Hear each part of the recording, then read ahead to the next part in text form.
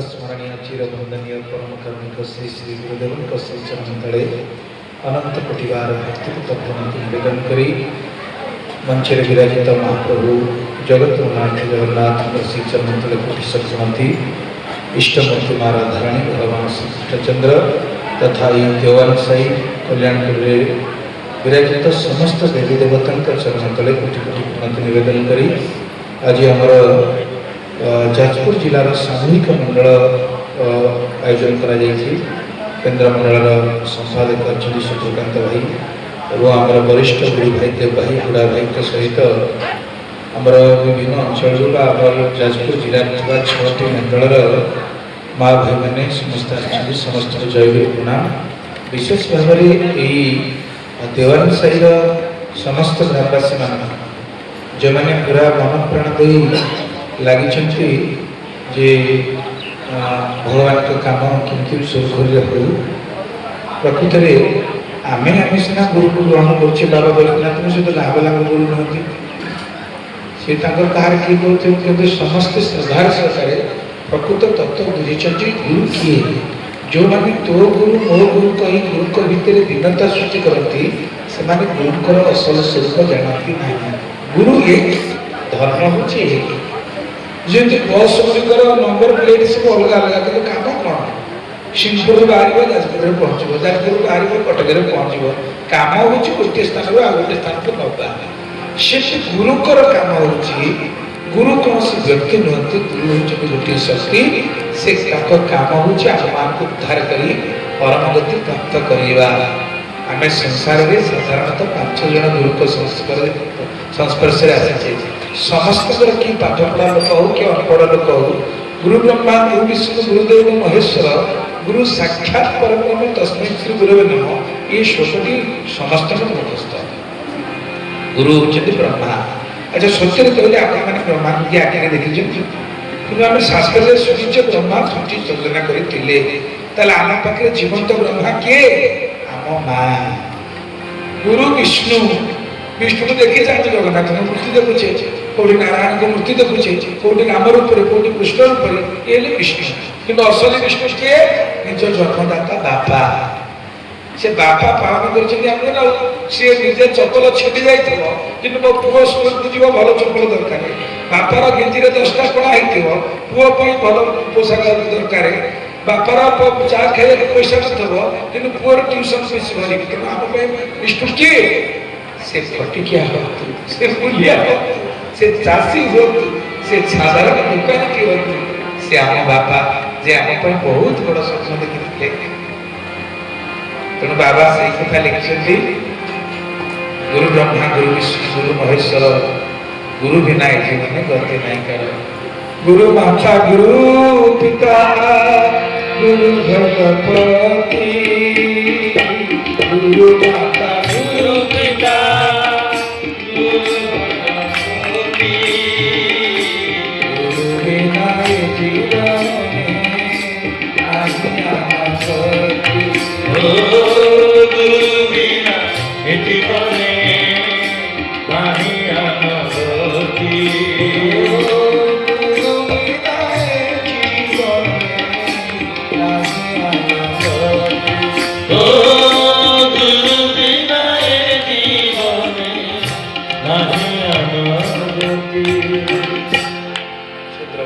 जीवन दरकार नहीं से विष्णु को खोजा दरकार नहीं जे पर्यंत जीवंत बापा माँ पाखे अच्छे मो पुओ झील मैंने भाई भाई मैंने आम ब्रह्मा विष्णु हेले आम माँ बापा से आम प्रार्थना आज जोगी भाई पढ़ले पिता रूपे पाल माता रूपे कर जात विपद हो सखा रूपे उपगत तुम पद नख गुण विद्यार झलके सकल मोह तामस सुतई पलके दिय सही पद रज बोली समुद्रे बारंबार सही पदे नमस्कार करे।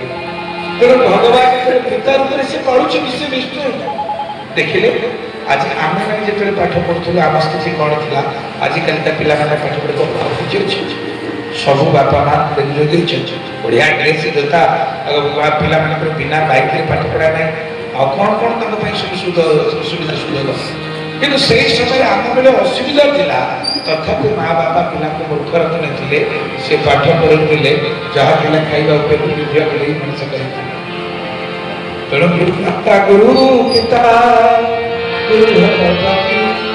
से ब्रह्मा से विष्णु से महेश्वर महेश्वर किए शंकर शंकर कौन दायित्व कौन संहार करता से संहार करता आमको संहार किए कला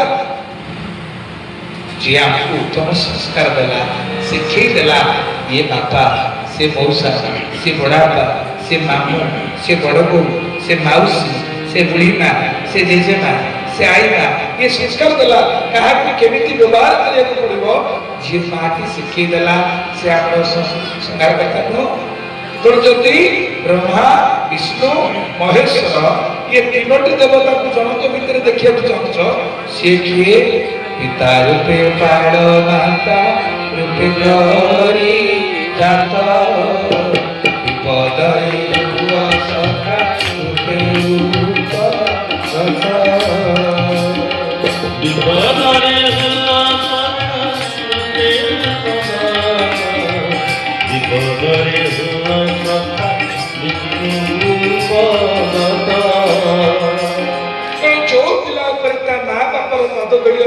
कौन से जगह पराजय स्वीकार करने पड़ो ना आम रामायण शुणुचे आम भागवत शुणुचे आम जगन्नाथ शुणुचे एते एते बड़ देवता माँ बापा को छाड़ी भगवान राम गले जनकपुर में शिव धनु भांगा कथा आसला लक्ष्य राजा निमंत्रण आसी को राजा विदर्भ कर्णाट भट्ट आबरची मर भट्ट अंग भंग करी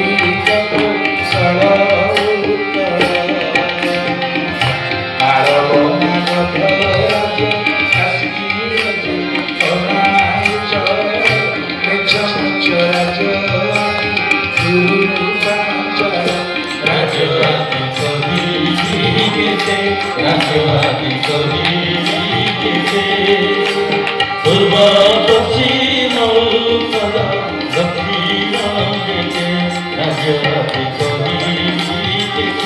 राज्यवादी पूर्व पश्चिम दक्षिण विदर्भ कर्णाटक भट्ट मरहट्ट अंग भंग कलिंग कोशल उत्कल मालव मगध म्लेच्छ मत्स्य कुरु पंचाल पूर्व पश्चिम उत्तर दक्षिण लक्ष्य राजा निमंत्रण पाई आसी जनकपुरी कहीं शिव धनु जी भांगिब सीता से नब से रावण भी आसला विंश बाहु रावण 20 हाथ उठे टेकिला देखला से कथा किसी नुह धीरे धीरे हाथ छाड़ी ऊपर आसी आरंभ कला लोक फेंकी हसी देले कहले रावण का एटे तो वीरटा ये कोना कोन भाबुछ मते वीर बोली कापुस ना ना ये मो गुरु को धनु शिव धनु तो देखला उठे परिबेनी समान सरकार आसी दे चली गले बोलो इज्जत रहिबो से आसी दे पछे पछे गला बड़ी बाणासुर बड़ी विलास देले केही पारले नै ये तो दक्षिण राजा न पारले जनक बड़ हतोत्साहित हो गले जनक कहले मुझे जानी था कि पृथ्वीटा निक्षेत्र हो गला बोली विरसने हो गला बोली तले मो झियो पाई को एभले संस्था करि न कांदी हाय हाय ये दुर्भाग्य बोल मो काहे को झियो पाई कली आज मो झियो भाडो रहइबो केही जने वीर एटा बड़ सभार नामती लक्ष्य राजा के भीतर विरसने हो गला लक्ष्मण का बयस बहुत छोट संगे संगे छुड़ाई गेले रे जण जण मो समारी कथा लक्ष्य कर जे पर्यंत खुद का वंशर केही जने दाय दे उपस्थित थाए से पर्यंत तो मो मोहरी कथा सुबह कहला अरे पिला बोल केते धनु मांगी कोन धनु कथा कहले मो कच्चा फल सबले टुकड़ा टुकड़ा करी भागी थी फोपड़ के कोई नाड़ बड़िया पद्म नाड़ बड़िया टिक टिक फोपड़ के खाली मो प्रभु पर आज्ञा नहीं कोन पहले तो विरोध नहीं थी बेली जेतो लक्ष्मण धमके देले ये जो लक्ष्य राजा हार मारथिले କହିଲେ ଯାହା ହଉ ଯେତେବେଳେ ଗୋଟେ ଟୋକା ଉଠିଲା ହେଲା ସେ ଭାଙ୍ଗୁ ନ ଭାଙ୍ଗୁ ତ ଅଭେଦରାରେ ରାଜା ଜନକ ଆମକୁ ସମସ୍ତଙ୍କୁ ଅସମାନ କରିଦେଇଥିଲା ଜନକ। ଯେତେବେଳେ ଲକ୍ଷ୍ମଣ ଭୋ ଭୋ ବାଜିଲେ ଭଗବାନ ରାମ କହିଲେ ଆଚ୍ଛା ସାନ ତୁ ତ ଶିବଧନୁ ଭାଙ୍ଗିବୁ ତାହେଲେ ମୁଁ କ'ଣ ପାଇଁ ଅଛି? ତୁ ତ ଭାଙ୍ଗିବୁ ମୁଁ କାହିଁକି ଅଛି? ଚୁପ୍ ହେଇକି ବସ। ବଡ଼ ଭାଇଙ୍କ ଆଗରେ ସାନ ଠାକୁର ଥିବେ ବସିଲେ ସିନା ମନଟା ଅସ୍ଥିର। କାନରେ ପଚାରୁଛନ୍ତି ଭାଇ ଏଡ଼େ ବଡ଼ ସଭାରେ କ'ଣ ଆମେ ଅସମାନିତ ହେଇକି ଯିବା? ଲକ୍ଷ୍ମୀ ରାଜା ପାରିଲେନି ଆମେ ଅପମାନିତ ହେଇଯିବା? ଭଗବାନ ରାମ ଲକ୍ଷ୍ମଣଙ୍କ କାନରେ ଥିରିକି କହିଲେ କହିଲେ ଲକ୍ଷ୍ମଣ ଅପମାନିତ କିଏ ହୁଏ? ଯାହାର ଗୁରୁ ନଥାନ୍ତି ପାଖରେ। ବାପା ଥିଲା ପୁଅ କେବେ ସଭାରେ ହାରେ ନା। ଏଡ଼େ ବଡ଼ ସଭାରେ ଇଏ ଯେତେ ରାଜା ଅଛନ୍ତି କାହାର ଗୁରୁ ଅଛନ୍ତି କିନ୍ତୁ ଆମ ଗୁରୁ ଆମ ପାଖରେ ବସିଛନ୍ତି। ତ ଜାଣିଛୁ ନା ଗୁରୁ ଯାହାର ଥାନ୍ତି ଏ ସଂସାର ତାର ପରାଜୟ କୋଉଠି ହୁଏ ନା। ତେଣୁ ଛଡ଼ା ଚିନ୍ତା କରୁଛୁ ରହ ଗୁରୁଙ୍କର ଆଦେଶ ହେଇଛି କାହିଁକି ଆମେ ଗୋଡ଼ ମାଡ଼ିକି ଚଳିଯିବା? ଏ କଥା ଦୁଇ ଭାଇଙ୍କର ଚୁପ ଚୁପ କଥାକୁ ବିଶ୍ୱାମିତ୍ର ଶୁଣିଦେଲେ। ଆଉ ବିଳମ୍ବ ନ କରିବା ପାଇଁ କହିଲେ ଉଠେ ରାମ ଭଜେ ଭବଚାପା ବେଦ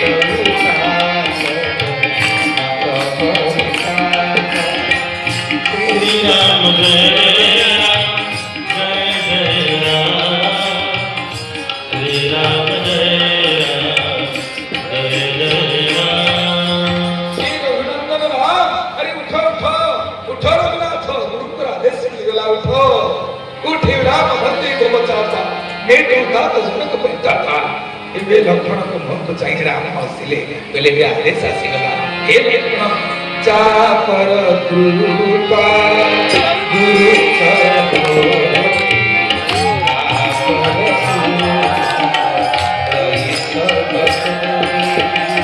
Shri Ram Jai Ram Jai Jai Ram Shri Ram Jai Ram Jai Jai Ram ଗୁରୁଙ୍କର କୃପା ଅଛି ଆପଣ ଚାହିଁ 33 କୋଟି ଦେବତା ଯାଚିକିରି କରିବା ଜାଣିବେ କାହିଁକି ଦେଖି କ'ଣ ହଉଛି। ଉଠିକିରି ଆଗ ଗୁରୁଙ୍କୁ ପ୍ରଣାମ କଲେ ଗୁରୁଙ୍କୁ ପ୍ରଦକ୍ଷିଣ କଲେ। ଶିବଧନୁ ପାଖରେ ଛିଡ଼ା ହଉ ଶିବଧନୁ ଆକର୍ଷଣ ହେଇ ଆସିଲା। ମୂଳ ଚଢ଼ଉ ଚଢ଼ଉ ଭାଙ୍ଗି ପଡ଼ିଲା ସମୁଦ୍ର ଗର୍ଜନ କଲା ପରି ପର୍ବତ ଓଦାରିଲା ପରି ଭୂମିକମ୍ପ ହେଲା ପରି ଶିବଧନୁ ଭାଙ୍ଗି ପଡ଼ିଲା। ଯିଏକି ଭାଙ୍ଗି ପଡ଼ିଲା ଏ ଲକ୍ଷ୍ମୀ ରାଜା ନ ପାରିଥିଲେ ଆମେ ଟଙ୍କା କରିଦେଇଥିଲୁ ନା ଇଏ କ'ଣ ଭାଙ୍ଗିଦେବା ଆମର? ଆମେ ଯୋଉ ଟାଣିଲୁ ଘୋଷାରୁ ଟଙ୍କା ଆଉ ବୁଢ଼ା ଲୋକ କିଛି ଥିଲେ କେଲେ କାହିଁକି ଜାଣିଛ କହିଲ? ଚୁପଚାପ ବସ ଭୋଜି ହେଲାଣି ଗୋଟାଏ ବାଜିଲେ ଖାଇକିରି ଯିବ ବସ ଖାଇକିରି ଯିବ। ତ ଏଇ ସମୟରେ ଭଗବାନ ଭାଙ୍ଗି ଦେଇଛନ୍ତି ଶିବଧନୁ। ଲକ୍ଷ୍ମୀ ରାଜା ଉପସ୍ଥିତ ଅଛନ୍ତି ସମସ୍ତଙ୍କର ପ୍ରତୀକ୍ଷା ଶିବଧନୁ ଯିଏ ଭାଙ୍ଗିବ ସୀତାକୁ ଦବ। ସୀତା କିନ୍ତୁ ଆସୁନାହାନ୍ତି। ଗୋଟିଏ ଗୋଟିଏ ମୁହୂର୍ତ୍ତ ଗୋଟିଏ ଗୋଟିଏ ଯୁଗ ଭଳିଆ ଲାଗୁଛି। କେତେବେଳେ ସୀତା ଆସିବେ କେତେବେଳେ ଆସିବେ? ବିଳମ୍ବ କରୁ ବିଶ୍ୱାମିତ୍ର ସୀତା ଯାଇ ଜନକଙ୍କ ପାଖରେ ପହଞ୍ଚିଗଲେ। କହିଲେ ହେ ଜନକ ବିଭୂଷଣ ପୁଷ୍ପ ବିଭୂଷଣ କରି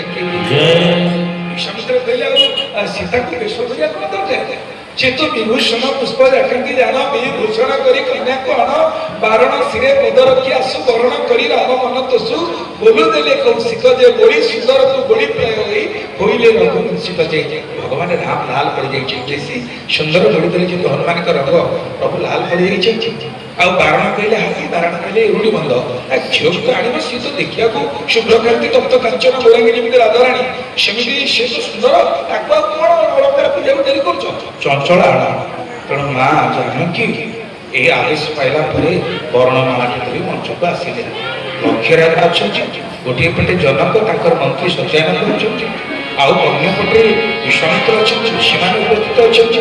ମା ଆଣିକି ସଭାରେ ଛିଡ଼ା ହେଲେ। ଭଗବାନ ରାମ ଛିଡ଼ା ହେଇଛନ୍ତି। ଦେଖାଗଲା ଭଗବାନ ରାମ ଡେଙ୍ଗା, ମା ଜାନକୀ ହେଉଛନ୍ତି ଗେଡ଼ି।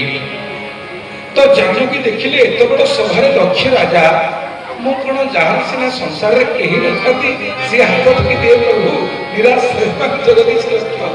ମୋର ଏଭଳିଆ ଦିଅର ଅଛି ଯେ ପୃଥିବୀକି ଟିକେ ଧରିଲା ବାଲା। ମୋ ସ୍ୱାମୀ ଅଛନ୍ତି ତ୍ରିଭୁବନପତି, ମୋର ବାପା ଜନକ ରାଜା ଅଛନ୍ତି, ଗୁରୁ ବିଶ୍ୱାମିତ୍ର ଅଛନ୍ତି। ମୁଁ କଣ ଏତେ ଅସହାୟ ଉପରକୁ ହାତ ଟେକିକିରି ମାଳ ଦେବି? ମୋର ହାତ ଟେକିବାରେ ନାହିଁ। ଭଗବାନ ରାମଙ୍କୁ ମୁଣ୍ଡ ଟିକେ ନୁହେଁ ଦେଲେ ମୋ କାମଟା ପଇସା ଲାଗିଯାନ୍ତା। ରାମ କହୁଛନ୍ତି ଲକ୍ଷ୍ୟ ରାଜା ଯୋଉଟା ନ କଲେ ମୁଁ ପାରିଛି। ଯିଏ ସିନା ହାରିଯାଏ ଯେ ମୁଣ୍ଡ ନୁହେଁ, ମୁଁ କଣ ହାରିଛି ମୁଣ୍ଡ ନୁହେଁବି? ମୋର ମୁଣ୍ଡ ନୁହେଁରେ ନାହିଁ। ଇଏ ମୁଣ୍ଡ ନୁହାଉନାହାନ୍ତି କି ସେ ହାତ ଟିକେ ପକଉନାହାନ୍ତି। ଏମିତି ଅବସ୍ଥା କଣ ହେଇଥିବ ଆପଣ ଚିନ୍ତା କରନ୍ତୁ। ଲକ୍ଷ୍ୟ ରାଜା ଚାହିଁଛନ୍ତି ମାଳ ଯେତେବେଳେ ପଡ଼ିବ, କିନ୍ତୁ ଇଏ ପକଉନାହାନ୍ତି ହାତ ଟେକିକିରି ଉପରକୁ, କିମ୍ବା ଇଏ ଟିକେ ମୁଣ୍ଡ ନୁହାଁକିରି ଦେଲେ আমরা ଶୋଇଯାନ୍ତା। ହଉନି। କିଛି ଚଲା ପରେ ସମସ୍ତେ ତଟସ୍ଥ ହେଇକି ଚାହିଁଛନ୍ତି। এই ସମୟରେ ମା ଜାନକୀ ଲକ୍ଷ୍ମଣଙ୍କୁ କହିଲେ କହିଲେ ସାନ ତମେ ପୁରା ଟିକେ ପୂର୍ବରୁ କହୁଥିଲ କଞ୍ଚା କ୍ରସ ଭଳି ପୃଥିବୀକି ଭାଙ୍ଗିକିରି ଟୁକୁଡ଼ା ଟୁକୁଡ଼ା କରିଦିଅନ୍ତ। ତମେ ପୁରା ଶେଷ ନାଗ, ତମେ ପୁରା ଅନନ୍ତ, ତମେ ପୁରା ସଂଦର୍ଶନ, ତମେ ପୁରା ଲାଙ୍ଗଳି, ତମେ ପୁରା ହଳାୟୁଧ, ତମେ ପୁରା ପୃଥିବୀକି ଟେକି ଧରିଛ। ହଁ ଅସୁବିଧା କଣ ହେଲା? ଗୋଟେ କାମ କରନ୍ତୁନି ନା କଣ ନା ମୁଁ ଯେତିକି ଜାଗାରେ ଛିଡ଼ା ହେଇଛି ସେତିକି ଜାଗା ଯଦି ପୃଥିବୀକି ଟେକି ଦିଅନ୍ତ ମୁଁ ତମ ଭାଇନା ସମାନ ହେଇଯାନ୍ତି ଆଉ ତାକୁ ପକେଇ ଦିଅନ୍ତି। ଲକ୍ଷ୍ମଣ ବସିକିରି କହିଲେ ମା ତମ ଓଲିପଣ ଆଜି ଯାଏ ଗଲାନି। ବଡ଼ ହେଲେ ବୟସ ହେଲେ ଓଲିପଣ ଯିବ ନା କଣ ଓଲି? ନା ମୁଁ ଯଦି ଦେଖିବି ପୁରା ପୃଥିବୀକି ଦେଖିବି, ଦେଖିଲେ କେହି ଜାଣିପାରିବେନି। ତମେ ଯେଉଁ ବେଡ଼ିକି ସେଇ ବେଡ଼ି, ମୋ ଭାଇନା ଯେଉଁ ଦେବାକୁ ସେଇ ଜାଗା।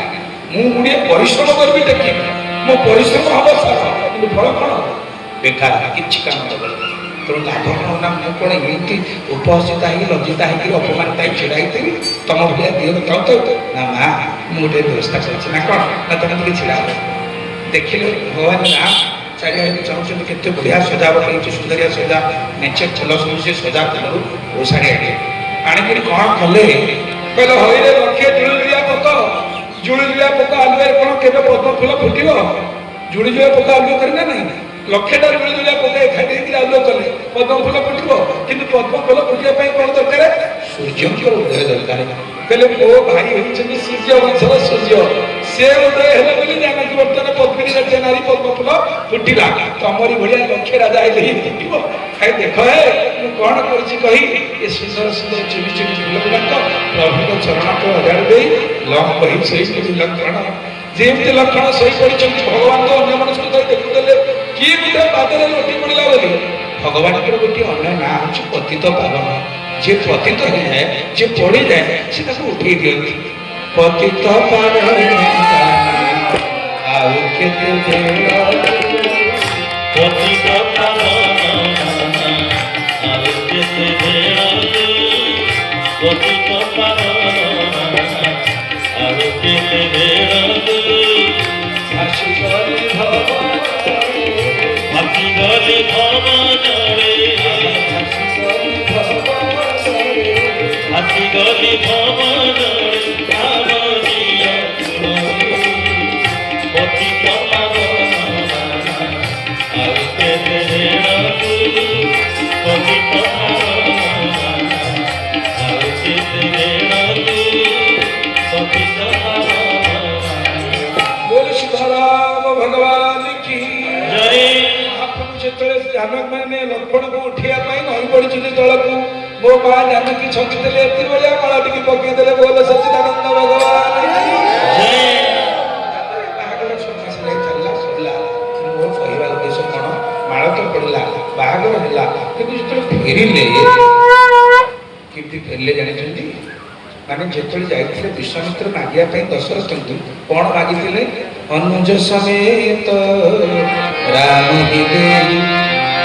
ଏ ବିଶ୍ୱାମିତ୍ର ଦେଇ କହୁଛନ୍ତି ଦଶରଥଙ୍କୁ ଯେ ମୁଁ ତମ ଗୋଟେ ବିଶେଷ କାମରେ ଆସିଛି। ନା କଣ ନା ଅନୁଜ ସମେତ ରାମ ହେଉଥିଲେ। ସେ ଲକ୍ଷ୍ମଣ ସହିତ ରାମକୁ ମତେ ଦିଅ। କାହିଁକି ନା ମୁଁ ଯଜ୍ଞ କରୁଛି, ରାକ୍ଷସ ମାନେ ବହୁତ ଅନର୍ଥ କରୁଛନ୍ତି, ଏ 2 ଜଣ ଗଲେ ମୁଁ ଯଜ୍ଞ ରକ୍ଷା କରିବେ। ଦଶରଥ କହିଲେ ମହାରାଜ ଯଜ୍ଞ ରକ୍ଷା କରିବା ପାଇଁ ଯଦି ଦରକାର ଆପଣଙ୍କର 14 ଜଣ ସେନାକୁ ପଠେଇଦେବି, ମୁଁ ନିଜେ ଯାଇକି ଅସ୍ତ୍ର ଧରିକିରି ଜଗିବି। ये छोट छोट छुआ दिटा कौन करेंगे ताकि न मागिक आप जहाँ मागे मागते वशिष्ठ आसी पहुँचले कहले कौन है आई दशरथ कौन कौच ना गुरुदेव विश्वामित्र कहते राम लक्ष्मण को नापी ना तुम कौन कौच ना मुझे तो छाड़ी से पाठ पचे न पढ़ू मो पाखे था मुझे छाड़ी बची पारि से सुंदर कथा वशिष्ठ कहले बलई से बेला से कहले बालक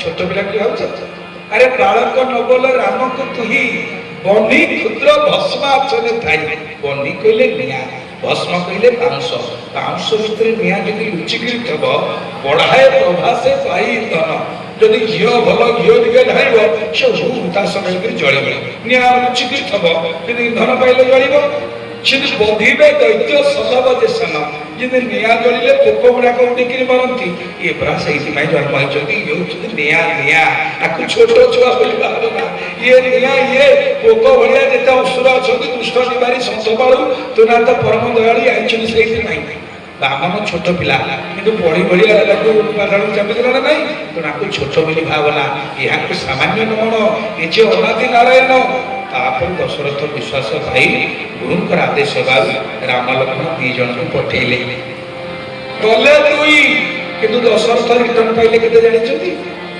गुरु को जे दुई दिए गुरु कहारी धारुआ नती से ताको तीन गुणा करे फेरई दियंती बोलो श्याम रामचंद्र की जय तीन गुणा फेरिले श्री राम लीलावांडवी सुत की रति बरबान श्री राम लीलावांडवी सुत की रति बरबान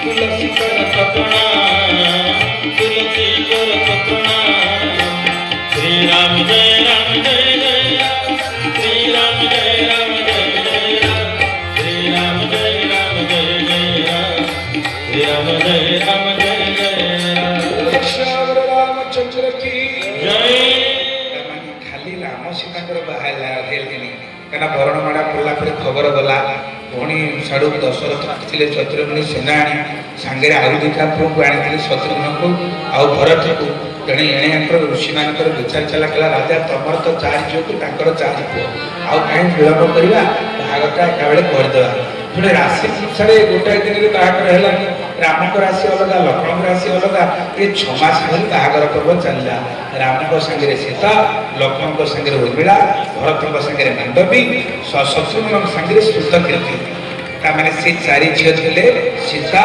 उर्मिला मांडवी श्रुतकीर्ति ये राम लक्ष्मण भरत शत्रुघ्न तो तुलसी कहते आज दशरथ को अगणा पूरी गला कहीं गुरु को कौन दिन 1 टका गुरु आज 3 गुण कर 8 टका कर फेर बोल सत्सुदेव भगवान की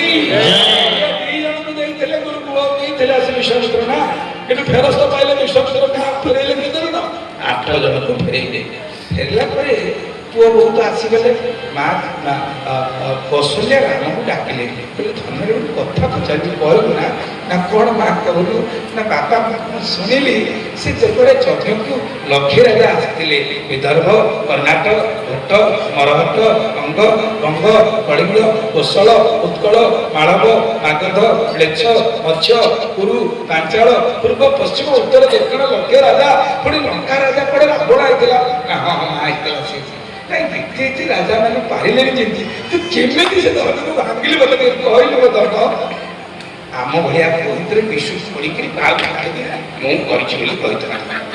किंतु प्रभु कौन कहले माँ मु कौन भांगी ये सब तोरी कृपा सबुदिन सकाल तो पाद धूली मुंडे बाधे मो बापा को पाद धूली मुंडे बाधे जहाँ मुंडे बापा माँ पाद धूली बाधि थाए गुरुंकर पाद धूली बाधि ये सृष्टि रे तार कोठी पराजय होला तो जदि आज मु जय लाभ करिताई प्रात काल उठी हे रघुनाथ श्री राम जय राम जय जय राम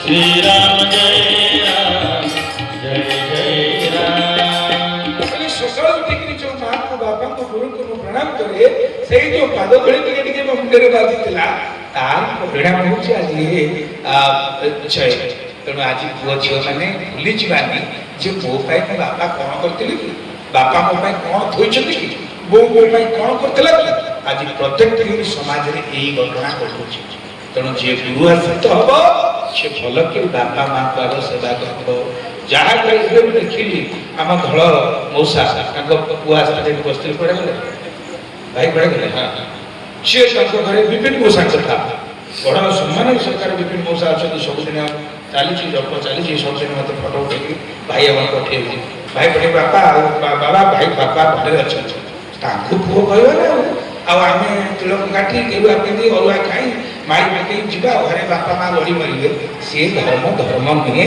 बाबा के से कथा कही ना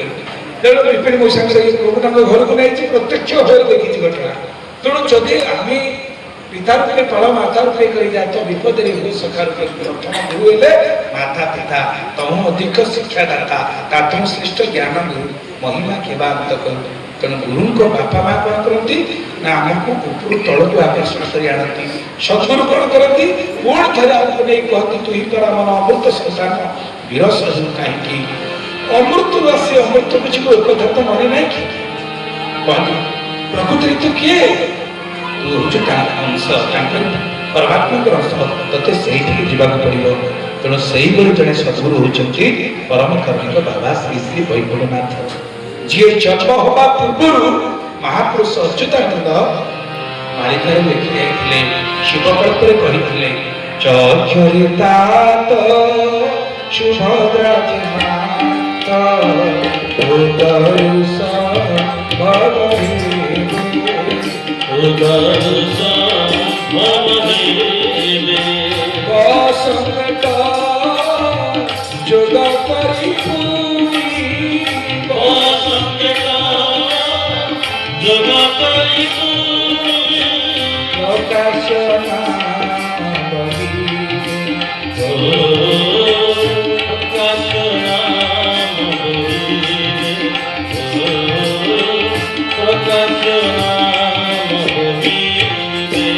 महापुरुष अच्युतानंद जी महाराज की महापुरुष जहाँ कही आमे मैंने केतक भूल भाल कर भूल खाली आनुचु किंतु ताको अंक गणना से फकीर मोहन सेनापति कौन चिठी लिखले ताको मधुआ कहते ना सी कहते 200 पान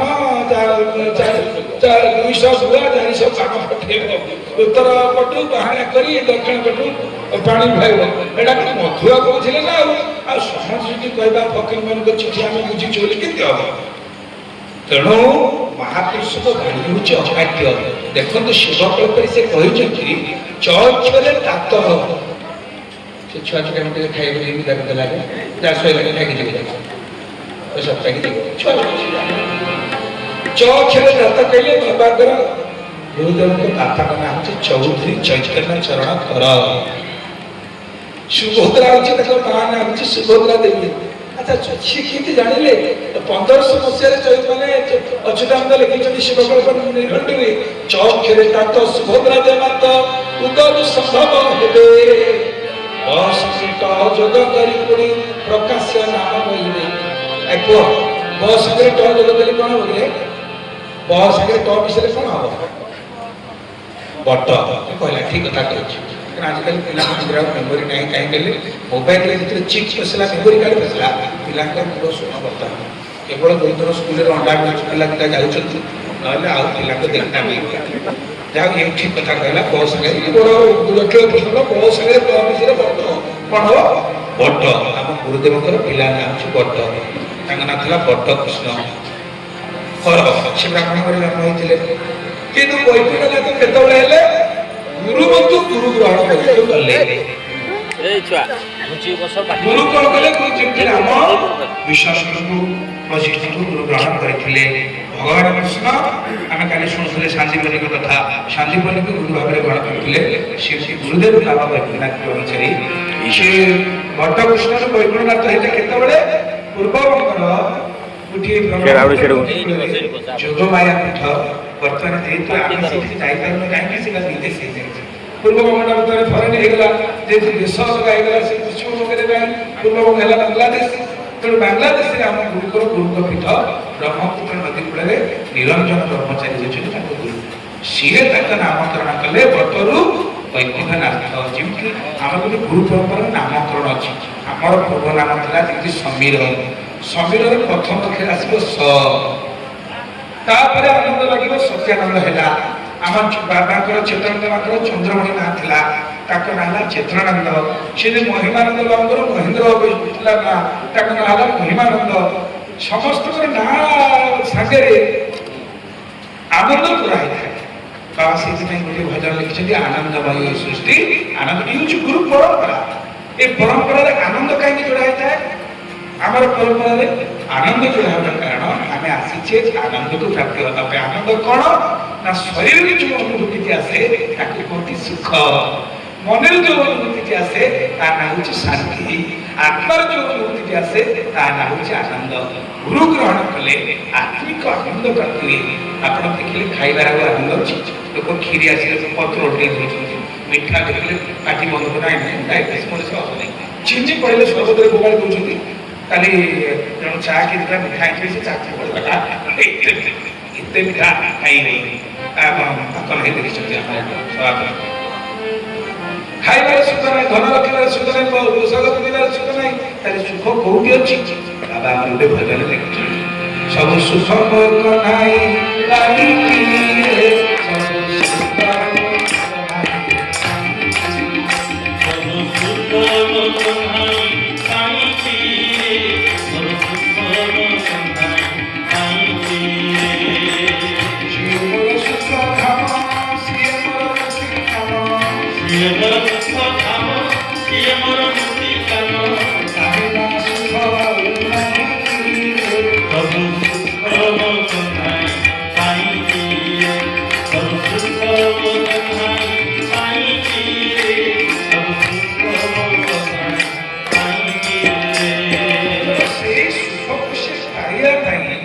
ଜମିଦାର ପରିବାରରେ ଜନ୍ମ ହେଇଥିଲେ।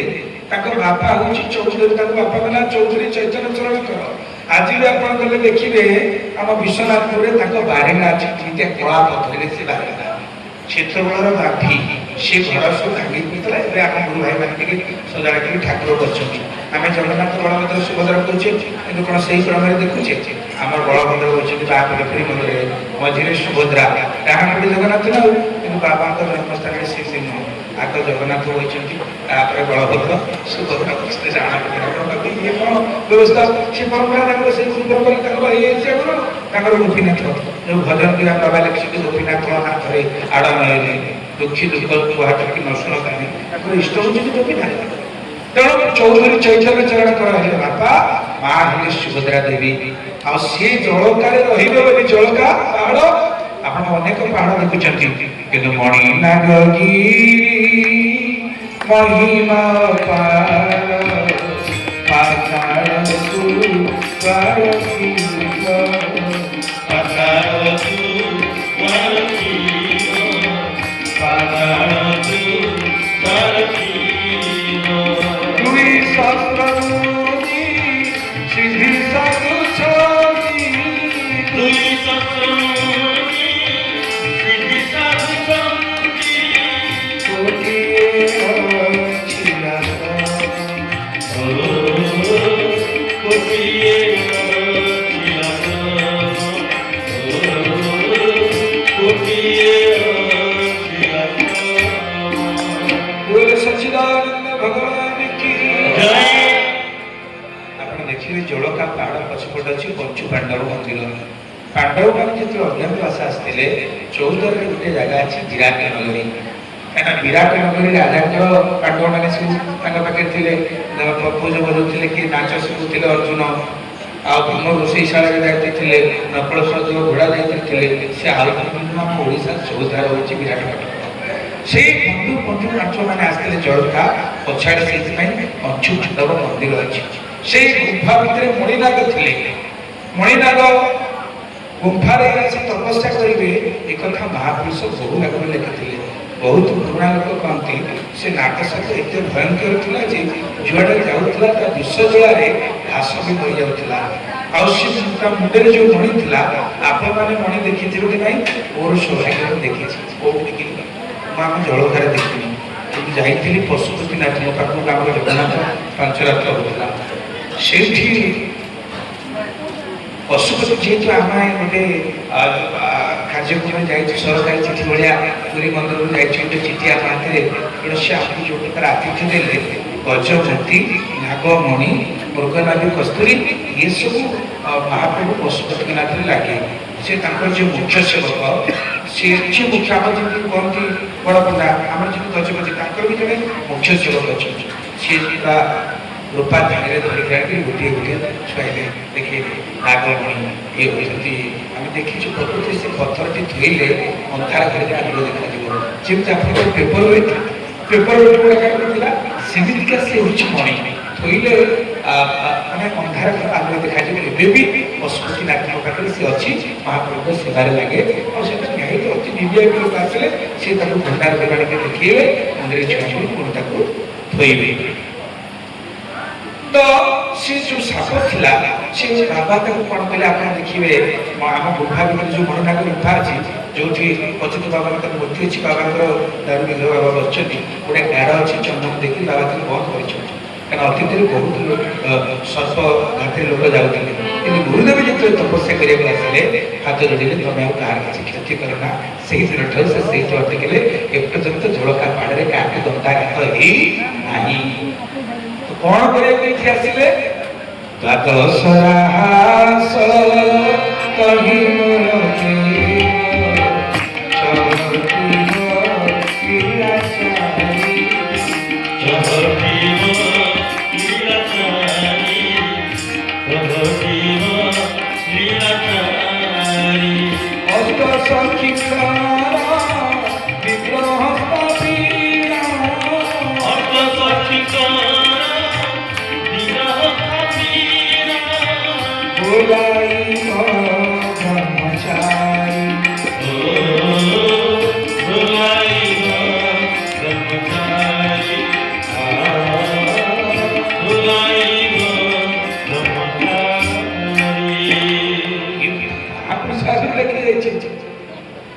ଦ୍ୱାଦଶରେ ଆସ କହି ମୋର ହେବ ଚହତିବ ଲୀଳାଚାରୀ ଅଷ୍ଟ ସଖୀଙ୍କର ବିଗ୍ରହ ସ୍ଥାପନ ବୁଲାଇବ ବ୍ରହ୍ମଚାରୀ ଆପଣ ଓଡ଼ିଶାରେ ଆଉ କୋଉଠି ଦେଖିଛନ୍ତି ଆଠ ସଖୀ ପୂଜା ହେଉଛନ୍ତି ଅଷ୍ଟ ସଖୀ ପ୍ରାୟତଃ ଆପଣ କୋଉଠି ଦେଖିନଥିବେ ବୃନ୍ଦାବନରେ ଅଛନ୍ତି କିନ୍ତୁ ଆମର ବାବାଙ୍କର ଯେ ମାଳିକାରେ ଲେଖା ହେଲେ ସେ ପୂଜା କରିବା ସେ କିଛି ଜାଣିନାହାନ୍ତି ଥରେ ଆମ ଦିଭାଇ ହେରିକା କଟକ ଗୋଟେ ବହୁତ ବଡ଼ ସଭା କରିଥିଲେ ବାବାଙ୍କ ସାହିତ୍ୟ ଦର୍ଶନ ସେଇଠି ସେ ଦୁର୍ମୁଖ ସମ୍ପାଦକ ଆସିଥିଲେ କ'ଣ ତାଙ୍କ ନା ଅଚ୍ୟୁତାନନ୍ଦ କର ଆମର ଜଣେ ଗୁରୁ ଭାଇ ମାଳିକାରେ କ'ଣ କ'ଣ ବାବାଙ୍କ ବିଷୟରେ ଅଛି ସେ ତାକୁ ସବୁ ବଡ଼ ଯନ୍ତ୍ରରେ ଛପା ଛପି କରି ପଢ଼ିଲା ହେଲା। ତାପରେ ଅଚ୍ୟୁତିଙ୍କର ପାଳି ପଡ଼ିଲା। ସେ କହିଲେ ସୂର୍ଯ୍ୟକୁ କ'ଣ ଟର୍ଚ୍ଚ ନେଇକି ଦେଖାଉଛୁ ଇଏ ସୂର୍ଯ୍ୟ ହେଲା ବୋଲି। ତାର ଝିଅ ତ ସଦ ମା ପେଟରୁ ତାର ଦତ ଆଉ ତମେ କ'ଣ ମାଳିକାରେ ଲେଖା ଥିଲେ ସେ ଗୁରୁ ନହେଲେ ସିଏ କ'ଣ ତାକୁ ବେଶ ଭଲ ଲାଗେ କାରଣ ଆଙ୍କ ଅଜା ଯିଏ ପଦପ୍ରଜା ଥିଲେ ସିଏ ସେଦିନ କହୁଥିଲେ ଆମ ଦୁର୍ମୁଖ ସମ୍ପାଦକ ମହାଶୟ ଅଚ୍ୟୁତିକର କହିଲେ ମୋ ନାଁ ଦୁର୍ମୁଖ ମୁଁ କୋଉ ବାଜି ଠିକ୍ ଚୁନ ନ ମାରିଛି ତା ଠିକ୍ ଠିକଣା ନାହିଁ ତେଣୁ ବାଜି କର ମୋତେ ପ୍ରାଣ ଭୟ ଡର କାହିଁକି ନା ଯାହାର ଟିକେ ଗତି ଦେଖିବି ଦୁଇ ଫାଳ ଛାତି ତେଣୁ ମୋର କାହା ସାଙ୍ଗରେ ପଡ଼େ ନାହିଁ ଯାହା ଏମିତି ପଦପ୍ରଜା ସାଙ୍ଗରେ କେତେବେଳେ ମିଶୁଛି ଯୋଉଟା ଆମ ଗୁରୁ ଆଇଛନ୍ତି ମୁଁ କହିଲି ଦେଖିଲି ଆଉ ମନରେ ମୋର ଭାରି ଦେଖ ଯାଇ ମିଡ଼ିଆ ପାଇବାରୁ ସେ ମୁଁ ଯାହା ଭାବୁଛି ଆଗୁଆ କହିଦେଲି କ'ଣ ଅଛି ତ ଝିଅ ବାହାଘର ହେଲା ନା ନାହିଁ ମ ହେ କେହି କାନ୍ଦି ପକେଇଲେ କାହିଁକି ପଇସା ଆଗରୁ ଝିଅ ବାହାଘର ହେ ନାହିଁ ମାନେ ଯେତେବେଳେ ମନରେ ଦୁଃଖଟା ଆଗୁଆ ଯେତେବେଳେ କହିଦେଲେ ତାଙ୍କ ମନରେ ଅସମାନ ଦୁଃଖ ବାବା ଗୋଟେ ଚିଠି ଲେଖିଦେଲେ କହିଲେ ନେ ଏ ଚିଠିଟା ମୋ ବାହା କହିଦେବୁ ବାହା କିଏ ପ୍ରଫୁଲ୍ଲ ଅଛନ୍ତି ବାବାଙ୍କ ବାହା କହିଲେ ତାକୁ ଦେବୁ ତାପରେ ବ୍ୟବସ୍ଥା ହବ ସେଥିରେ ବାବା ଲେଖିଥିଲେ ବାହା ଜାଣିବୁ ଅଚ୍ୟୁତିକର ଗଲା କାଲି ଦିନକୁ କୋର୍ଟରୁ ତୋର ଯାହା ରୋଜଗାର ହବ ତ ସବୁ ଯାକ ରୋଜଗାର ତାକୁ ଦେବୁ ତା ଝିଅ ବାହା ହେଇଯିବ ସେ କୋଉ ଭଳିଆ ଗୁରୁ ଆଉ ସେ କୋଉ ଭଳିଆ ଭକ୍ତ ଥିଲେ ଚିଠିଟି କହିଲା ପରେ ସାଙ୍ଗେ ସାଙ୍ଗେ ପ୍ରଫୁଲ୍ଲ କହିଲେ ହଉ ତୁ ବେଳେବେଳେ ଆସିବୁ ଯା ଏ ସକାଳ ସକାଳ କହିଲେ ନନା ଯା ବେଳେବେଳେ ଆସିବୁ ଏ ବେଳେବେଳେ ଯାଇକି ସେ ସମୟରେ ତାକୁ 40,000 ଟଙ୍କା ମିଳୁଛି 40,000 ଟଙ୍କାର ଦାମ କେତେ କ'ଣ ସେ ଅଚ୍ୟୁତିକର କହୁଥିଲେ ମୋ ଝିଅ କଟକରେ ଯେଉଁ ବାହା ହେଲା ସେ ବାହାଘର ବୋଧେ ରାଜା ମହାରାଜାଙ୍କ ଝିଅ ବାହା ହେଲା ଖାଲି ସେତିକି ବାବା ଦେଇନଥିଲେ ତାପରେ କ'ଣ କ'ଣ ଦରକାର କାହାକୁ କାହାକୁ କି ମଦ ପରିଣା କହିଲେ ତୁ ଆମକୁ ଦେବୁ ତାକୁ କହିଲେ ତୁ କ'ଣ ଦେଇଛି ମୁଁ ଘରେ ଆଉ ଚାଚା ପାଇଁ ଜିନିଷ ରଖିବା ପାଇଁ ଆଉ ମୋ ଝିଅକୁ ବାହାଘର ଅନ୍ୟ କେହି କରିନଥିଲେ ସେ ସିନା ପ୍ରତ୍ୟକ୍ଷରେ ଆସିନଥିଲେ ପରୋକ୍ଷରେ ସମସ୍ତ ବାହାଘର ଦାୟିତ୍ୱ ବାବା ଦେଇଥିଲେ ବୋଲ ଶ୍ରୀ ଗୁରୁଦେବ ଭଗବାନ କି ତେଣୁ ମାଳିକାରେ ତାଙ୍କ ନାଁ ଥିଲେ ସେ ମହାପୁରୁଷ ନହେଲେ ନାହିଁ ସେ ମହାପୁରୁଷ କେବଳ ଉଚ୍ଚାରଣରେ ଥିଲେ ଜଣେ ଆଚରଣରେ ଥିଲେ ମହାପୁରୁଷ ସିଦ୍ଧ ଗୁରୁ ସଦ୍ଗୁରୁ ତେଣୁ ଆମମାନଙ୍କର ସୌଭାଗ୍ୟ ଯେ ଆମେ ଏଇଭଳି ଜଣେ ସଦ୍ଗୁରୁଙ୍କର ଆଶ୍ରିତ ହେବାର ସୌଭାଗ୍ୟ ପାଇଛେ ଗୁରୁ କେବେ କୁଆଡ଼କୁ ଯାଆନ୍ତି ନାହିଁ ଗୁରୁ କୁଆଡ଼େ ଯାଆନ୍ତି ନାହିଁ ଗୁରୁ କ'ଣ କରନ୍ତି ମୁଁ ଆଜି ଜଣେ ମହାପୁରୁଷଙ୍କର କଥା ଶୁଣିଥିଲି ମୋତେ ଯେଉଁ କଥାଟା ଭଲ ଲାଗେ ମୁଁ ବିଶେଷ କରି ଫେସବୁକ୍ ବ୍ୟବହାର କରେନି ଆଉ फेसबुक व्यवहार करेंगे प्राइवेट गुरुदेव सदा विराजमान रहते हैं सदा विराजमान रहते हैं शरीर में हो तब भी गुरु जी विराजमान रहते हैं आपने अपना जीवन अपने चरणों में समर्पित कर दिया है नाम प्रयाण कर रहे थे यही कथा देखो आम कहूने जो महापुरुष कहते गुरु कुआड़े जाइना से हाथ धरिक नौचुँ जहाँ टे पूर्व भाई कहते प्रकृति में सी नथिले कौ कथा होता जगन्नाथ पांचराचर किए भागवत किए ओडिशा कौटी नेपाल कौटी श्रीलंका कौटी आमर भाया धर आम गाँव में साधारण मनुष्य जन्म हो गोटे साधारण परिवार चाषबास कर छुआ बुढ़ा पखाड़ खाई बिल बाड़े जाता आ पिला छुआ पिला जन्म कर घुसुरी पिला घर संसार करता करता कि गुरु कौन करती काक हो जाए कोकिल लोक गुरु मरा श्री गुरु चरण दर्शन मेरे अद्भुत श्री गुरु चरण दर्शन मेरे अद्भुत श्री गुरु चरण दर्शन मेरे अद्भुत कोई कर सामर्थ्य केवल गुरुଙ୍କର ଅଛି ତେଣୁ ଆମେ କହୁଛୁ ଜଣେ ମହାପୁରୁଷ ରାଜେନ୍ଦ୍ର ଦାସ ମହାରାଜ ଭାରତ ବର୍ଷର ଜଣେ ଅଦ୍ୱିତୀୟ ରସସୂତ୍ର ବକ୍ତା ସେ କହୁଛନ୍ତି ଗୁରୁ ଏପର୍ଯ୍ୟନ୍ତ ହାତ ଧରିଲେ କହୁଛନ୍ତି ସେ କହୁଛନ୍ତି ବୋଲି ଆମେ ଯାଉଛେ ହେଲେ ଆମ ଭଳିଆ କିମାଦୃଶ ଛାଡ଼ ମାଧ୍ୟମ କୋଉଠି ପାଦ ଧୋଇଲୁ ନ ଧୋଇଲୁ କୋଉଠି କିଏ କମଳ କ'ଣ ଦେଲା କ'ଣ ଖାଇବାକୁ ଦେଲା କୋଉଠି ନ ଖାଇଲେ ମଧ୍ୟ ସେ କହିଦେଉଛି ସେ ମା ବାବା ଲୋକମାନେ ଖାଇଲେ ସେ ସେଠି ଖାଇକି ରହିଯାଇଛି ସେ ମା ସକାଳୁ ଫୋନ କରିକି ବାବା କାଲି ଖାଇନାହାନ୍ତି ସେଠି ନାଇଁ ଖାଇଲି ନା ନାଇଁ ବାବା କହିଲେ ସେ କାଲି କିଛି ଖାଇନି ବୋଲି କିନ୍ତୁ ତେଣୁ ସେ ମୋର ଅନ୍ତର ମନ୍ଦିରେ ରହି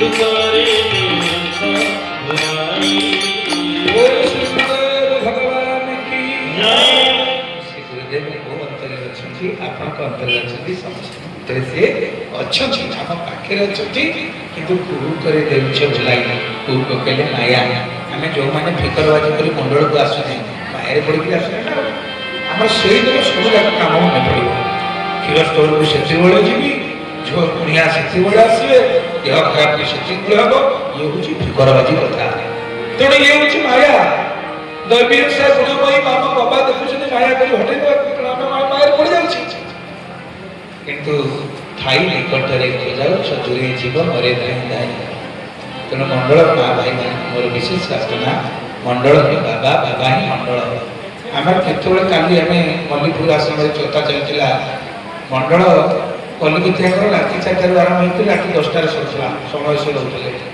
କିନ୍ତୁ ଆମର 2 ଘଣ୍ଟା ପାଇଁ ମଣ୍ଡଳ ତଥାପି ସେଥିରୁ ଅଧଘଣ୍ଟା ଛାଡ଼ିକି ମୁଁ ଆସିବି ଭୋଗ ପାଇଲା ବେଳକୁ ପହଞ୍ଚୁ କି କଥା ହେଇଥିଲା କାହିଁ ଆମକୁ ଯିବି ଆପଣ ଥଣ୍ଡା ହେଇଯାଇଥିବ କାହିଁ ଯିବି ଭୋଗ ପାଇଲା ବେଳକୁ ପହଞ୍ଚି ଆସିଲା 10 କଥା କରିଦେଲେ ଆମେ ସିନା ଠକିଦେବା ଆମ ଲୋକଙ୍କୁ କିନ୍ତୁ ମାଲିକ ପାଖରେ ଠକିବେ ଏଠି ରଘୁନାଥ ମିଶ୍ର କଥା ଆପଣ ଶୁଣିଛନ୍ତି ବାବା ପାଖକୁ ସେ ଆସୁଥିଲେ ରଘୁନାଥ ମିଶ୍ର ଯେତେବେଳେ ଚିଫ୍ ଜଷ୍ଟିସ୍ ଥିଲେ ସୁପ୍ରିମକୋର୍ଟରେ ପ୍ରୋଟୋକଲରେ ଦର୍ଶନ କରିବାକୁ ଆସିଥିଲେ ପୁରୀ ମନ୍ଦିରକୁ ତାଙ୍କୁ ଏସିଏସ୍ କଲେଜରେ ନିମନ୍ତ୍ରଣ ଥିଲା ଗୋଟେ ସମାବର୍ତ୍ତନ ଉତ୍ସବରେ ସେ ଚିଫ୍ ଜଷ୍ଟିସ୍ ଥିଲେ ଆଗେ ଏତେ ବଡ଼ ଦାଣ୍ଡରେ ଏତେ କଳ୍ପନା ନଥିଲା କୁଷ୍ଠରୋଗୀମାନେ ଭିକାରୀମାନେ ଦାଣ୍ଡରେ ବସିଥିଲେ ଗୋଟେ ଡାକୁ ଚିତ୍କାରରେ ଡାକିଲା ରଘୁନାଥ ବାବୁ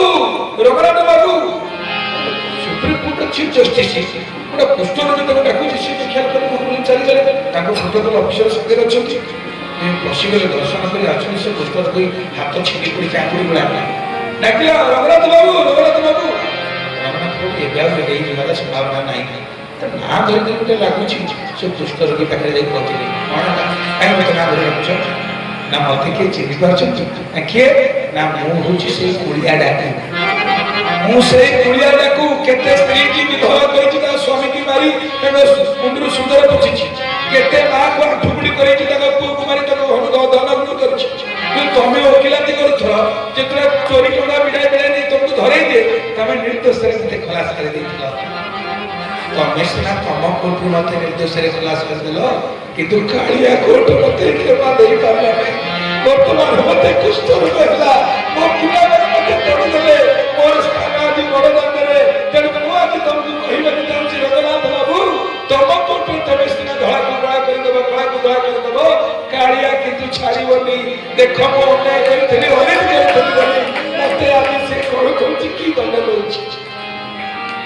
100 ଟଙ୍କା କାଢ଼ିକି ଦେଲେ ଆସିଲେ ଆଉ ରଙ୍ଗନାଥଙ୍କୁ କି ଭାଷଣ ଦେଲେ କାନ୍ଦି କାନ୍ଦି ଚଷମା କରି ଲୁହ ପୋଛି ପୋଛି ତାଙ୍କ ସମୟ ସରିଲା ହେଲେ ଆମେ ସିନା ସାଧାରଣ ଲୋକ ଠକି ଦେଇପାରିବା କୋର୍ଟରେ ଠକିଦେବା ଥାନାରେ ଠକିଦେବା କିନ୍ତୁ ଛକା ଆଖି ସବୁ ଦେଖିଛି ଯାହା କରଇ ଯାହା ଭାବଇ ଯାହା ଚିନ୍ତଇ ମନେ ଜଗତର କର୍ତ୍ତା ପରମେଶ୍ୱର ଜାଣୁଛନ୍ତି ପ୍ରତିକ୍ଷଣେ ଗୁରୁଦେବ ଆମର ଅଛନ୍ତି ଏବେ ମଧ୍ୟ ଅଛନ୍ତି ସବୁକୁ ଉତ୍ତର ଅଛନ୍ତି ବିଶେଷ ଭାବରେ ଅନୁରୋଧ ମା ଭାଇମାନଙ୍କୁ ମଣ୍ଡଳକୁ ଭଲ ପାଆନ୍ତୁ ମଣ୍ଡଳକୁ ଆସନ୍ତୁ ପ୍ରାର୍ଥନା କରନ୍ତୁ ଘରେ ଆଧ୍ୟାତ୍ମିକ ଜୀବନଯାପନ କରନ୍ତୁ ଘରର ଗୋଟେ ମାହୋଲ ସୃଷ୍ଟି ହେଉ ଗୋଟେ ଆଧ୍ୟାତ୍ମିକ ପରିବାର ଦେଖନ୍ତୁ ବିଦ୍ୟାର୍ଥୀମାନେ ଯେଉଁଭଳି ସଂଖ୍ୟାରେ 4 ବର୍ଷର ଛୋଟ ପିଲା ହେଇଥିବ ତା ମୁଣ୍ଡରେ ଚୁଟିମାନେ ପଟି ପରି ଚାକିରିଆ ଲଗେଇଛନ୍ତି ପଠଉଛନ୍ତି ନମାଜ ପଢ଼ିବା ପାଇଁ ଆପଣ ଟିକେ ଆପଣଙ୍କ ପିଲାଙ୍କୁ ପଠେଇଲେଣି ଗୀତା ପଢ଼ିବା ପାଇଁ କେବେ ପଢ଼େଇଲେଣି ପଠେଇଲେଣି ତା ଭାଗବତ ପଢ଼ିବୁ ବୋଲି ନା ଆମର ସେ ଜ୍ଞାନ ହେଇନି ବରଂ ଆମେ ତାଙ୍କ ସମେତ ଦେଖି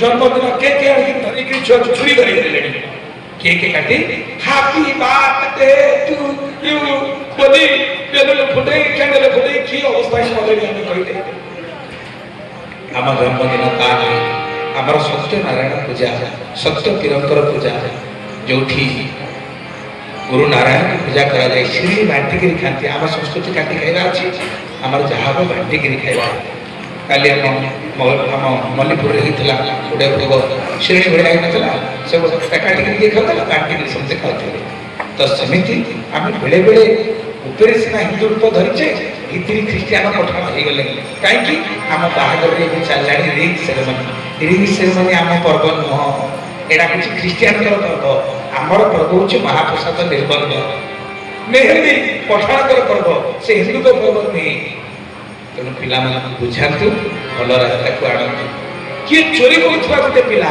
ତାକୁ ଗାଁ ଲୋକ ଧରି ପଞ୍ଚାୟତ ବସି ଅବହେଳନା କରି ଚାଲୁଥିଲେ। ଏବେ ଆପଣଙ୍କ ପୁଅ ପୁତ୍ରା ଭଣଜାକୁ ଦେଖିଲେ ହେ ଭଗବାନ କି ରଙ୍ଗ ହେଇକି ସେ ଚୁଟି କାଟିକି ଯାଉଛନ୍ତି, ସେ ମନକୁ ମନ ମନଟା ହେଇକି ଚୋରି ଯାଉଛନ୍ତି। ଆଉ କେତେକ ଚାରିଟା ପାଞ୍ଚଟା ଦାଗ ପିଇଥିବେ ପିଲାରେ ତାମାନେ ଦାଗି ଜଣେଇ ଦେଇ ଯାଉଛନ୍ତି 500 ଦେଲେ ଗୋଟାଏ ଦାଗ, 1000 ଦେଲେ 2ଟା ଦାଗ। ଏଇଭଳି ସମାଜରେ ଆମେ ବର୍ତ୍ତମାନ ଯାଉଛେ। ତେଣୁ ବାପା ମା ଆମ ଜନ୍ମଦିନ କରୁଛନ୍ତି, ଆମେ କୋଉଦିନ ବାପା ମାଙ୍କ ଜନ୍ମଦିନ ପଚାରିଲେ? ଯଦି ବାପାର ମନେ ନାହିଁ ମାର ମନେ ନାହିଁ ତାଙ୍କ ଆଧାର କାର୍ଡ ଦେଖନ୍ତୁ, ତାଙ୍କ ଭୋଟ କାର୍ଡ ଦେଖନ୍ତୁ। ଯେଉଁଦିନ ତାଙ୍କ ଜନ୍ମଦିନ କିଛି ନହେଲେ ଗାଁର ଚାକିରି ବେକରେ ପକେଇ ଫୁଲମାଳଟି ଦେଇ ମୁଣ୍ଡିଆ ମାରନ୍ତୁ। ଯେଉଁ ବାପା ମା ଆମ ପାଇଁ କେତେ ଠାକୁରଙ୍କୁ ଡାକିଥିଲେ, କେତେ ଈଶ୍ୱରକୁ ବୁଝିଥିଲେ, ଆମେ ତାଙ୍କ ଜନ୍ମଦିନକୁ ପାଳନ କରୁଛୁ। ତେବେ ଯାଇ ସିନା ଆମ ପରିବାର ବୈକୁଣ୍ଠ ପରିବାର ହବ। ଯେଉଁ ଘରେ ପ୍ରାର୍ଥନା ନାହିଁ, ଯେଉଁ ଘରେ ଭାଗବତ ପାଠ ନାହିଁ, ସେ ପରିବାର ଏତେ ଗୋଟେ ବୈକୁଣ୍ଠ ନୁହେଁ, ସେ ପରିବାର ଗୋଟେ ନରକ। ଆମେ କ'ଣ ଘର ହେଇଛି ଗୋଟେ 24 ଘଣ୍ଟା ଭୋଗ କଲେ ଦୌଡ଼ିବା, ଝାଡ଼ା ପାଇଲେ ଦୌଡ଼ିବା, 24 ଘଣ୍ଟା ଟିଭି ସିରିଏଲ୍ ଆଇଲେ ଦୌଡ଼ିବା। ଘର ହେଉଛି ଗୋଟେ ମନ୍ଦିର, ସେ ମନ୍ଦିରରେ ହୃଦୟ ବସିଛନ୍ତି, ଭଗବାନ ବସିଛନ୍ତି। ମନ୍ଦିରରେ ଯେମିତି ଚଳିବା କଥା ଚଳିଲେ ଜୀବନର ପ୍ରକୃତ ଲାଭକୁ ଆପଣ ଉଠେଇବେ। ମନୁଷ୍ୟ ଜନ୍ମ ଅଛି ଲାଭ, ଯେବେ ଗୋବିନ୍ଦେ କରେ ଭାବ, ଯେବେ ଗୋବିନ୍ଦେ ଭାବ ନାହିଁ ଏ ମନୁଷ୍ୟ ଜନ୍ମେ ଲାଭ ନାହିଁ। ପଶୁପକ୍ଷୀ ଆହାର କରୁଛନ୍ତି, କିନ୍ତୁ ଆମର ଆଜି ଭୋଜି ହେଇଛି, କ୍ଷୀରି ବଳିଗଲା, ଆମେ ଦିବାକେ ଦେଲେ ନନ୍ଦନକାନନ ଖାଇବ। ବାଘ ଛୁଆ ଜନ୍ମ ଯିବେ ନନ୍ଦନକାନନରେ ଖାଇବ, ମରିଯିବ ବୋଲ ତମ ଗାଁ କ୍ଷୀରି ସେ ଖାଇବ ନାହିଁ। କିନ୍ତୁ ଆମ ମଣିଷ ଖାଇବା ପଲିଥିନ ଧରି ବୁଲୁଥିବା ବଳିଲେ କି ନା ସକାଳ ପାଇନବା ଫ୍ରିଜରେ ରଖିକିରି ଖାଇବା। ଖାଦ୍ୟ ଲୋଭରୁ ଆମର ବନ୍ଦ ନାହିଁ। ଆହାର ନିଦ୍ରା କୋଉଠି ନିଦ ମାଡୁ ମାଡୁ ପ୍ରବଚନ ଯଦି ଚାଲିଛି 3 ଥର ଦୂରକୁ ମାରିବା କଥା ଆମେ ମାରିବା। ମୁଁ ଦେଖୁଛି କେହି ଜଣଙ୍କର ନିଦ ବି ଆସିଗଲା। ଆହାର ନିଦ୍ରା, ତାପରେ ଭୟ। ଭୟ କିଏ କାହା କରୁଥିଲା? ଭୂତ ପ୍ରେତକୁ ଭୟ କରୁଥିଲେ ଲୋକ। ଭୂତ ପ୍ରେତକୁ ଭୟ ଅଛି? ଘରେ ବା ଭୁତୁଳି, ନିଜ ଝିଅ ଭୁତୁଳି ହେଇଛି, ପୁଅ ପିଶାଚ ହେଇଛି କରିଦେବେ, ବାପା ପୁଅକୁ ମା ବାପା ଡରିଲେଣି। ଆହାର ନିଦ୍ରା ଭୟ ମୈଥୁନ ପଶୁପକ୍ଷୀ ମାନେ ନିର୍ଦ୍ଦିଷ୍ଟ ସମୟରେ ଛୁଆ ଜନ୍ମ କରନ୍ତି। ମଣିଷ ସେହି ନୀତି ନିୟମ ମଧ୍ୟ ମାନିଲାନି। ଗୋଟିଏ ଜିନିଷ ଭଗବାନ ରଖିଛନ୍ତି, ଧର୍ମ ହିତେଶା ଅଧିକ ବିଶେଷା ଧର୍ମେଣ ହୀନା ପଶୁ ବିଷମା। ଧର୍ମ ଛଡ଼ା ହେଲେ କି ରକ୍ଷା କରିବ? ତେଣୁ ଇଏ ହେଉଛି ସନାତନ ଧର୍ମ, କାଳ କାଳ ଧରି ଥିଲା। ଆଉ ଆଜି ଆମେମାନେ ସେଇ ଧର୍ମରେ ଆମେ ଗୋଟିଏ ପଟେ ଯାଉଛେ, ଝିଅମାନେ ଆଜି କୁଆଡ଼େ ଚାଲି ଯାଉଛନ୍ତି। ଯେଉଁ ଲଭ୍ ଜିହାଦ ଯେଉଁ ହେଇକି ଦେଖନ୍ତୁ, ମୁସଲମାନ ପିଲା ଟାର୍ଗେଟ ଆଉ ଖ୍ରୀଷ୍ଟିଆନ ପିଲା ଟାର୍ଗେଟ କରିଛନ୍ତି।